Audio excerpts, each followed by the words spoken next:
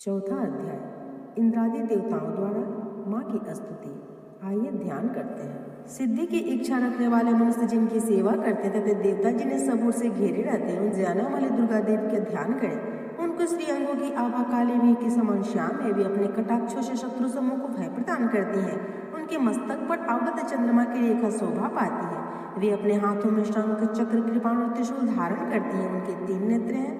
वे सिंह के कंधे पर चढ़ी हुई हैं और अपने तेज से 3 लोगों को परिपूर्ण कर रही हैं। ऋषि कहते हैं, अत्यंत पराक्रमी दुरात्मा महिषासुर तथा उसके दैत्य सेना को माँ के हाथ से मारे जाने पर इंद्र आदि देवता प्रणाम के लिए गर्दन तक कंधे झुका झुका कर भगवती दुर्गा का उत्तम वचनों द्वारा स्तमन करने लगे। उस समय उनके सुंदर अंगों में अत्यंत हर्ष के कारण रोमांच आया था। देवता बोले, संपूर्ण देवताओं की शक्ति का समुदाय ही जिनका स्वरूप है तथा जिन्मा ने अपनी शक्ति से संपूर्ण जगत को व्याप्त कर रखा है, समस्त देवताओं और महर्षियों की पूजनीय उन जगदम्बा को हम भक्ति पूर्वक नमस्कार करते हैं। वे हम लोग का कल्याण करें। जिनके अनुपम प्रभाव और बल का वर्णन करने में भगवान शेषनाग, ब्रह्मा जी तथा महादेव जी भी समर्थ नहीं है, वे भगवती चंडी का संपूर्ण जगत का पालन एवं अशुभ भय का नाश करने का विचार करें। जो पुण्यात्माओं के घरों में स्वयं लक्ष्मी रूप से, पापियों के यहाँ दरिद्रता रूप से, शुद्ध अंतःकरण वाले मनुष्यों के हृदय में बुद्धि रूप से, सत्पुरुषों में श्रद्धा तथा कुलीन मनुष्यों में लज्जा रूप से निवास करती हैं, उन आप भगवती दुर्गा को हम बारंबार नमस्कार करते हैं। माँ, आप संपूर्ण विश्व का पालन कीजिए। आपके इस अचिंत्य रूप का असुरों का नाश करने वाले भारी पराक्रम तथा समस्त देवताओं और दैत्यों के समक्ष युद्ध प्रकट हुए। आपके अद्भुत चरित्रों का हम किस प्रकार वर्णन करें। आप संपूर्ण जगत की उत्पत्ति में कारण हैं। आप में सत्वगुण, रजोगुण और तमोगुण, ये तीनों गुण मौजूद है, तो भी दोषों के साथ आपका संसर्ग नहीं जान पड़ता। भगवान विष्णु और महादेव जी आदि देवता भी आपका पार नहीं पाते। आप ही सबका आश्रय है। ये समस्त जगत आपका अंशभूत है, क्योंकि आप सबकी आदिभूत अव्याकृता प्रकृति है। माँ, संपूर्ण यज्ञों में जिसके उच्चारण से सब देवता तृप्ति लाभ करते हैं, वह स्वाहा आप ही है। इसके अतिरिक्त आप पितरों की भी तृप्ति का कारण है, अतएव सब लोग आपको स्वाहा भी कहते हैं। माते, जो मोक्ष की प्राप्ति का साधन है, अचिंत महाव्रत स्वरूपा है, समस्त दोषों से रहित, जितेंद्रिय, तत्व को ही सारवस्तु मानने वाले तथा मोक्ष के अभिलाष रखने वाले मुनिजन जिनके अभ्यास करते हैं, भगवती परविद्या आप ही हैं।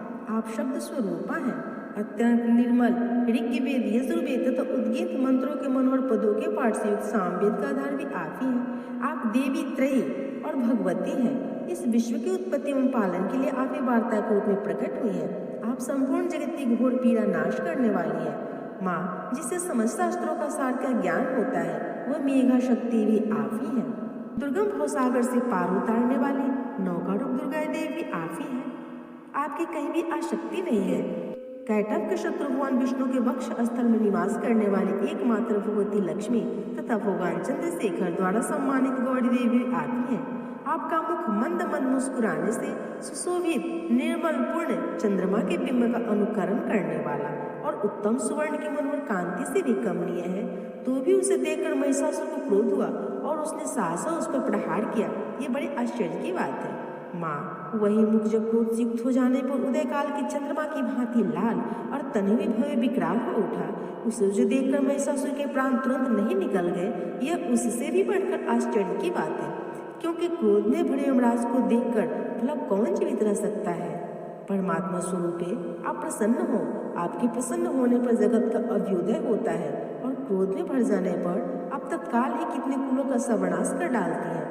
यह बात अभी अनुभव में आई है, क्योंकि महिषासुर की विशाल सेना क्षण भर में आपके कोप से नष्ट हो चुकी है। सदा अभ्युदय प्रदान करने वाली आप जिन पर प्रसन्न रहते हैं, वे ही देश में सम्मानित है। उन्हीं को धन यश की प्राप्ति होती है। उन्हीं का धर्म कभी शिथिल नहीं होता। वे ही अपने हिष्ट पुष्ट स्त्री पुत्र और वृत्तों के साथ धन्य धान्य माने जाते हैं। माता, आपकी ही कृपा से पुण्यात्मा मनुष्य प्रतिदिन अत्यंत श्रद्धा पूर्वक सब प्रकार का धर्मानुकूल कर्म करता है और उसके प्रभाव से स्वर्ग लोक में जाता है। इसलिए आप तीनों लोकों में निश्चय मनोवांछित फल देने वाली है। माँ दुर्गे, आप स्मरण करने पर सब प्राणियों का भय हर लेती है तथा स्वस्थ मनुष्यों द्वारा चिंतन करने पर परम कल्याण में बुद्धि प्रदान करती है। दुख, दरिद्रता और भय हरने वाली चंडिके, आपके सिवा दूसरी कौन है जिसका चित्त सबका उपकार करने के लिए सदा ही तैयार रहता हो।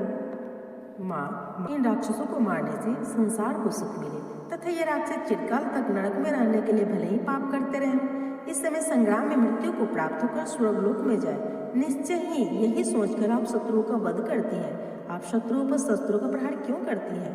समस्त अस्त्रों को दृष्टिपात मात्र से भस्म क्यों नहीं कर देती? इसमें भी एक रहस्य है। ये शत्रु भी हमारे शस्त्रों से पवित्र होकर उत्तम लोकों में जाए। इस प्रकार उनके प्रति भी आपका विचार अत्यंत उत्तम रहता है। खड़ग के तेज पुंज भयंकर दीप्ति से तथा आपके त्रिशूल के अग्रभाग घनीभूत प्रभा से चौधियाकर जो अस्त्रों की आंखें फूट नहीं गई, उसमें यही कारण था कि वे मनोहर स्मेश युक्त चंद्रमा के समान आनंद प्रदान करने वाले आपके इस सुंदर मुखाकृति का दर्शन करते थे। माँ, आपका शील दुराचारियों के बुरे बर्ताव को दूर करने वाला है। साथ यह रूप भी ऐसा है जो कभी चिंतन में भी नहीं आ सकता और जिसकी कभी दूसरों के साथ तुलना भी नहीं हो सकती है, तथा आपका बल और पराक्रम तो महादेवों के बल पराक्रम को नष्ट करने वाला है जो कभी देवताओं के पराक्रम को भी नष्ट कर चुके हैं। इस प्रकार आपने शत्रुओं पर भी अपनी दया ही प्रकट की है। वरदायिनी माते, आपके इस पराक्रम की किसके साथ तुलना हो सकती है तथा शत्रुओं को भय देने वाला अत्यंत मनोरूप आपके सिवा है भी कहाँ? हृदय में कृपा, युद्ध में निष्ठुरता, ये दोनों बातें तीनों लोगों के भीतर सिर्फ आप में देखी गई है। माता, आपने शत्रुओं का नाश करके समस्त लोकी की रक्षा की है। उन शत्रुओं को युद्ध में मार कर स्वर्ग लोक में पहुंचाया है तथा उन्मत्त दैत्यों से प्राप्त होने वाले हम लोग के महान भय को भी दूर कर दिया है। आपको हमारा नमस्कार है। माँ, आप सूल से हमारी रक्षा करें।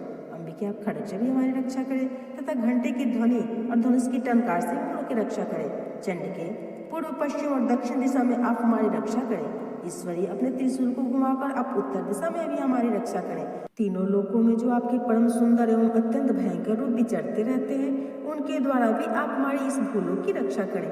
अंबिके, आपके करपलों में शोभा पाने वाले खड्ग, शूल और गदा आदि जो भी अस्त्र हों, उन सब के द्वारा सब ओर से हम लोग की रक्षा करें। ऋषि कहते हैं, इस प्रकार देवताओं ने जगन माता दुर्गा की स्तुति की और नंदन वन के दिव्य पुष्प और गंध चंदन आदि के द्वारा उनका पूजन किया। फिर सबने मिलकर भक्ति पूर्वक दिव्य धूपों की सुगंध से भद्र निवेदन की। तब माँ ने प्रसन्न वदन होकर प्रणाम करते देवताओं से कहा। माँ बोली, देवताओं, तुम सब लोग मुझसे जिस वस्तु की अभिलाषा रखते हो उसे मांगो। देवता बोले, भगवती ने हमारी सारी इच्छा पूर्ण कर दी, अब कुछ भी बाकी नहीं है, क्योंकि हमारा शत्रु महिषासुर मारा गया। हे महेश्वरी, इतने पर भी यदि हमें और कुछ वर देना चाहती हैं तो हम जब जब आपको स्मरण करें तब तब हम लोगों को दर्शन देकर हम लोग को महान संकट दूर कर दिया करें।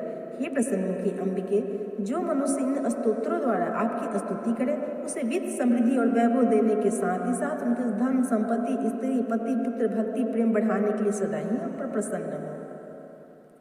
ऋषि कहते हैं, राजन, देवताओं ने जब अपने तथा जगत के कल्याण के लिए भगवती भद्रकाली को इस प्रकार प्रसन्न किया तब ये तथास्तु का निरंतर ध्यान हो गई। भोपाल, इस प्रकार पूर्वकाल में तीनों लोगों का हित चाहने वाली माँ जिस प्रकार देवताओं के सिर से प्रकट हुई थी वह कथा मैंने कह सुनाई। अब पुनः देवताओं को उपकार करने वाली वे देवी दुष्ट दैत्यों तथा शुभ निशुभ का वध करने एवं सब लोगों की रक्षा करने के लिए गौरी देवी के शरीर से जिस प्रकार प्रकट हुई थी वो प्रसंग मेरे मुख से सुनो। मैं तुमसे उसका यथावत वर्णन करता हूँ। एक बार प्रेम से बोलिए, माँ दुर्गे की जय। इस प्रकार दुर्गा सप्तशती का चौथा अध्याय संपूर्ण हुआ।